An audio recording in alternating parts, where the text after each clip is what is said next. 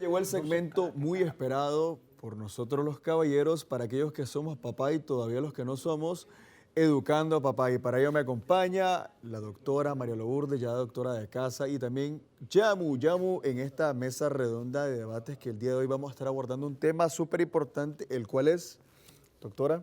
Buenos días. Buenos días. Buenos días a todos, a nuestros televidentes, a ustedes muchachos. Los complejos en los adolescentes.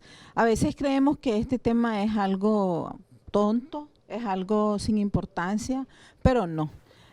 Los complejos en el despertar de los adolescentes existen un sinnúmero de confusiones, un sinnúmero de incertidumbres, un sinnúmero de sentimientos encontrados que hacen, ¿verdad?, que estos muchachos empiecen a comportarse con sus compañeros, hasta con sus padres, de una manera que comienzan a burlarse, ¿verdad?, o a poner apodos a los demás. Esto hace que vengan desarrollando complejos, que esto te puede afectar hasta en la madurez, hasta cuando llegas a ser una persona adulta, este complejo lo puedes venir arrastrando. Por ejemplo, de una cosa sencilla, si es pelo crespo porque tiene colocho, si es pelo liso porque es pelo parado, si es morenito porque ahí es negro, y si es blanco porque ahí es chela pasmada o chele pasmado. Entonces, todas estas situaciones que se presentan en los adolescentes hacen que se deteriore la autoestima, que pierdan la confianza en ellos mismos, que tengan hasta temor de socializar, de sentirse rechazados, ¿verdad?, en diferentes ambientes. Doctora, partiendo del punto que usted acaba de mencionar, es un punto bastante delicado. Muchas personas han de decir qué tema más trillado, qué tema más rayado, ya los complejos, la autoestima, pero déjenme decirles que en la etapa de la adolescencia, si ya para los adultos muchas veces manejar un complejo es difícil, ahora imagínense en la etapa de la adolescencia y más cuando está, por ejemplo, en el colegio. Sí. En el colegio sabemos que la burla está a flor de piel, o sea, de donde lo busqué. Si sos gordo, si sos flaco, si sos pobre, si sos rico, o sea, si sos feo, bonito, de cualquier ángulo la perdiste. Ahora imagínate que estás yendo al colegio y te sentís mal, el resto de tus compañeros te molestan, te hacen bullying, como se dice hoy en día, pero en nuestros tiempos pues te fregaban, pues como decían los nicaragüenses, se decía en Chile. ¿Cómo te sentís vos como adolescente y cómo podemos ayudar al adolescente? Porque sabemos que normalmente uno de los efectos visibles que vemos a primer plano es cuando ellos ya no quieren ir a clase, ya no quieren ir al colegio, y normalmente pasa eso, ¿verdad, doctor? Sí, a veces puede ser una situación sencilla, pero a veces puede ser una situación grave que ha llevado incluso a algunos niños en otros países al suicidio. ¿Por qué? Porque no soportaron, no aguantaron tanto bullying, no tenían esas herramientas necesarias y suficientes para enfrentarse a esa situación. A veces es una situación que te puede preparar para otros ambientes, porque donde vayamos vamos a encontrar personas así, ¿verdad? Personas que siempre se están fijando en las debilidades o en cómo estarse burlando del otro, pero esto te puede servir para preparar al adolescente para su adultez, para sus otros campos de acción, como por ejemplo el trabajo, la universidad. Pero a veces es una situación tan delicada que afecta mucho y ya los muchachos no quieren ir a clase o no quieren estar en ese grupo o simplemente ya no quieren estar en ese colegio. A veces ellos buscan la forma y les piden a sus padres que los cambien de colegio. Pero si este muchacho lleva el debido acompañamiento de sus padres, es apoyado por los maestros, hay que trabajar con su autoestima siempre.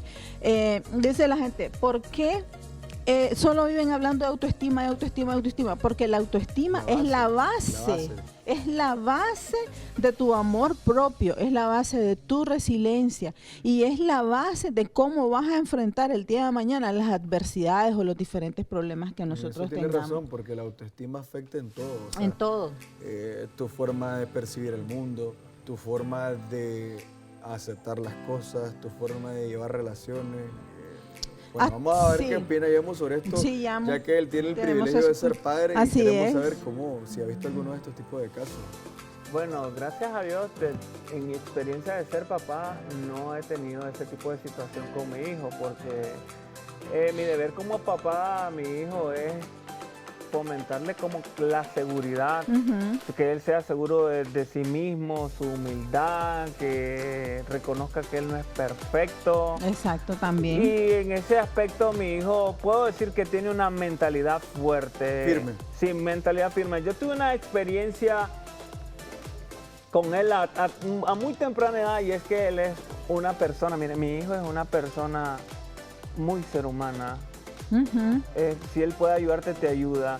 Él hace las cosas de corazón, pero a veces eso es como que no es muy bueno, porque en el mundo en que vivimos actualmente tenés porque toda la razón. cuando te fallan, o tal vez vos esperás lo mismo, entonces ya vení esa persona. Y la gente no te va a devolver siempre lo mismo. No tiende a decepcionarse, desilusionarse. Sí. Exacto, pero en cuestiones de complejo así de él no lo he tenido, pero sí yo lo viví.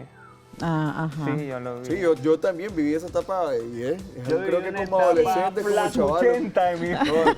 O que era flaquito. A mí me decían Catrín, a mí me decían Calaca, desnutrido, a mí me decían La Parca, a mí me decían Sevenaca.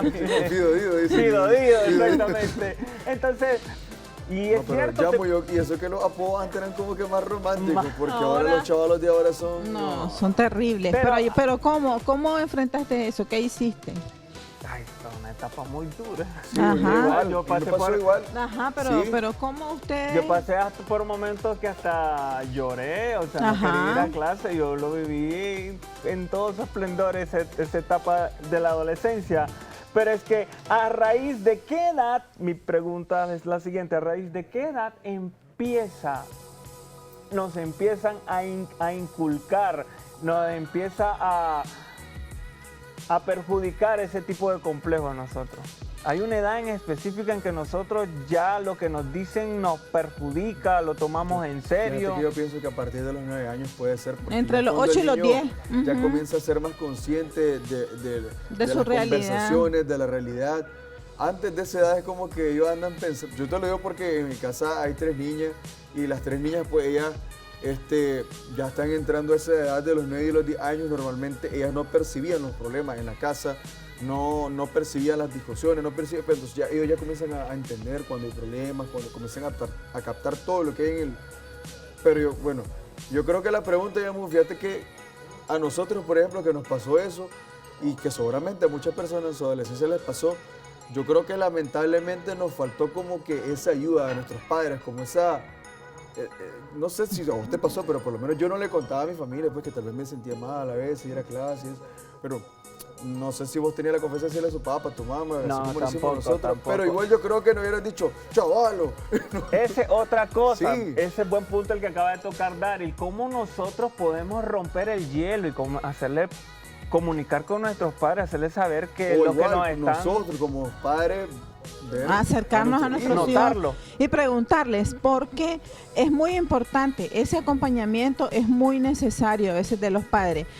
Pero también a veces cuando nosotros desde niños les inculcamos a nuestros hijos sobre su seguridad, sobre su confianza, como vos a tu hijo, entonces ellos no importa, más bien les causa risa. Si les dicen un apodo o algo, más bien les causa risa. En otro caso, cuando las personas tienen resiliencia, como aquí mi estimado Yamu, que eso fue como quizá un impulso para él empezar a fijarse en él y a mejorar algunas cosas. Ahora es un hombre de disciplina, es un hombre de trabajo físico. Feo de la clase. Ahora, hoy en día, exacto. doctora. Y vos también, en tu caso también, porque vos... de que eso se trata. Yo en lo personal, a mí me encanta que me reten, me encanta hasta que me menosprecien, porque eso para mí es combustible. Claro, exacto. Eso me encanta. ¿Pero por qué? Porque ustedes tienen su resiliencia, su base. Algo nos llevó a eso. Exactamente. Sí, esas adversidades los llevaron ahora a ser los hombres que son, hombres profesionales que trabajan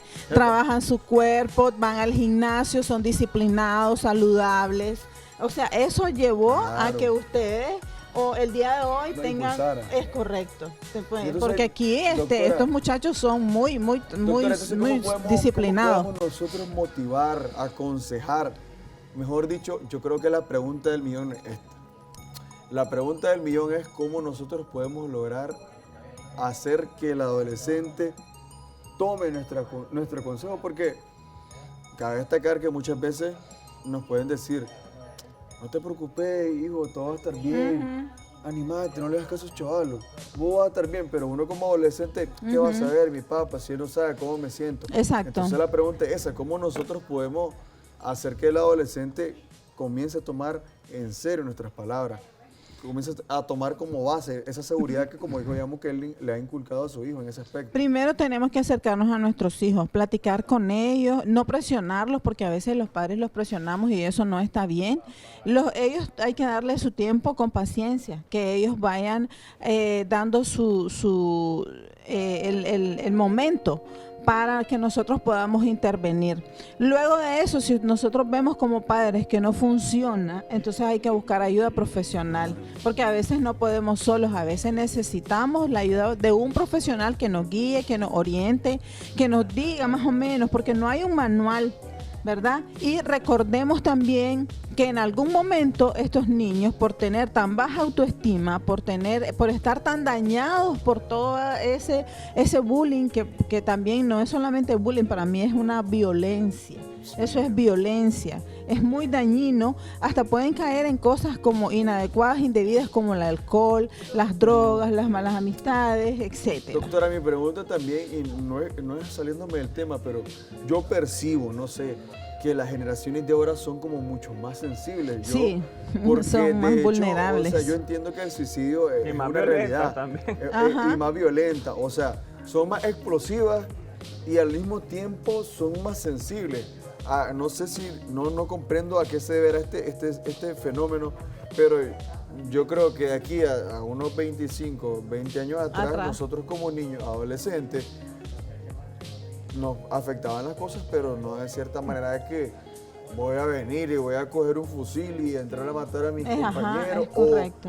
O voy a venir y me voy a colgar porque me están haciendo bullying. ¿Qué es lo que está pasando? Lo que está pasando en este momento es que los tiempos, todo ha cambiado. Hoy es diferente. Tenemos el acceso a la tecnología, tenemos el ejemplo de otras personas que inciden negativamente en la vida de estos adolescentes. Los padres están muy ocupados en sus trabajos, dedican menos tiempo a sus hijos. Antes, de alguna manera, aunque sea para tirar la chinela voladora, pero tenían tiempo los padres, estaban ahí presentes. Ahora, el día de hoy, son muy pocos los padres que están presentes y que se preocupan no solamente porque su hijo se alimente o esté vestido o vaya a la escuela, sino que se preocupan por esa parte que no se ve, que son las emociones y los sentimientos, que son la fortaleza de ese niño o de ese adolescente. En eso creo que tiene toda la razón, porque yo recuerdo en casa, por ejemplo, ya antes para ir finalizando, en casa recuerdo que estaba normalmente mi mamá, que dejó de un tiempo para ir a trabajar porque se dedicó al cuidado de nosotros, y recuerdo que ella siempre estaba ahí para nosotros. Muy diferente ahora que mi hermana es mamá, ella se mantiene en su trabajo y cuando está en la casa está en las redes sociales, está con el celular y no hay esa como que... No hay esa interacción. Ese momento. Ese compartir. Si es tanto el adolescente como la mamá, están en las redes sociales y no hay tiempo para compartir. Están juntos, pero están distanciados. ¿Por qué? Porque las redes sociales los tienen a uno en un extremo y al otro en otro extremo. Hasta se molestan. A veces los padres cuando nuestros hijos nos dicen, pero atendeme, escúchame. Y entonces estoy ocupado y tal vez lo que estás viendo es chismes, por ejemplo, o los adolescentes, ¿verdad? Cuando uno les dice, pero bueno, tenemos que dejar ese teléfono por un tiempo y compartir como familia, se molestan, no quieren que les llamen la atención. Antes a nosotros nos llamaban la atención y nosotros ni modo teníamos que obedecer. Ya para ir finalizando, doctora, de este tema tan extenso e importante porque tiene muchas ramas que tocar y que abordar.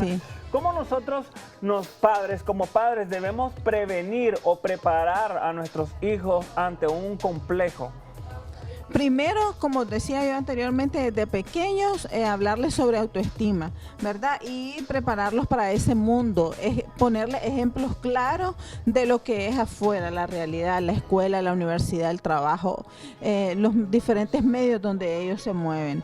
Segundo, estar pendientes de ellos, darles la confianza, que ellos sepan y sientan que pueden acercarse a vos como papá, a vos como mamá, y que te pueden decir sin temor alguno a que los vayas a castigar todo lo que ellos están viviendo. De no ser posible, buscar ayuda profesional. Y como padres también, ¿cómo nosotros podemos tratar ante un niño que él causa bullying a otros niños? También, exactamente, porque a veces no aceptamos que ese niño es el que está causando el bullying o el que está dañando a otros niños. Entonces hay que ser conscientes, hay que reconocer qué es lo que no le estamos dando a ese niño para que ese niño se comporte de esa manera. Perfecto. Bueno, perfecto. Este tema quedó inconforme. Yo sé que nuestros amigos televidentes quedaron inconformes. Le vamos a dar segunda parte de extensión este próximo viernes para seguir desarrollando, porque es un tema que hasta a mí me tiene súper interesado e intrigado, porque yo como papá todavía aún siento que me falta mucho más. Sigo siendo el papá novato. Aquí nunca dejo de aprender. Pero bueno, antes de despedirnos, sus números de contacto, redes sociales, ¿dónde pueden tratar nuestros amigos televidentes de tú a tú con usted, doctora? Me pueden escribir o llamar al 8961-7880. En mis redes sociales me pueden contactar en Facebook como psicóloga María Lourdes Gómez y en el consultorio médico integral frente a la farmacia Urdiana. Bueno, luego de este grandioso y excelente tema abordado en Educando a Papá, llegó el momento de meterle sazón, batería y reggaetón, Darín. Así es, Yamu, porque déjame contarte que ya están más que listos, más que activados. El chef de chocolate Silvia Arévalo en la cocina de primera. Adelante.